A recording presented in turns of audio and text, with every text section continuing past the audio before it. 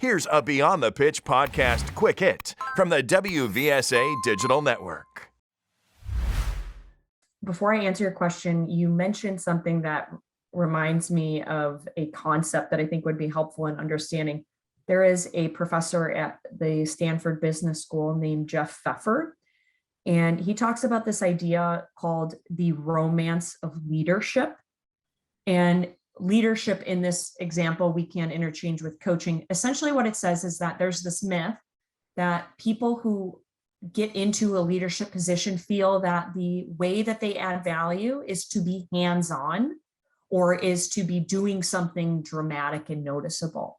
And so like leaders, coaches do the same thing where they begin to associate their coaching value based on how much activity of coaching they're doing during the game. And I think the same thing is probably true for parents, is we imagine that we are adding value when we are actively contributing. And the way we do that typically in coaching is with our voice.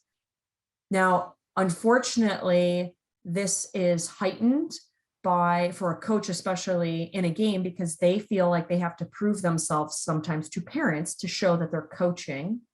But then also you think about the media romanticizes coaches who are over the top. It's boring for a camera to spend time looking at a coach who's quiet sitting on a bench. But so we romanticize these active over coaching coaches, and yet those are the ones that are least effective when it comes to their relationships with their players. And I think the same is true for parents. As a parent, I'm assuming you've enrolled your child in a sport so that they can enjoy that sport and play for a long time. And again, the more you create a negative connotation with this athlete's play or their association with the sport, you're increasing the likelihood that they're going to experience burnout or simply quit because they no longer enjoy it, which defeats the purpose in the first place.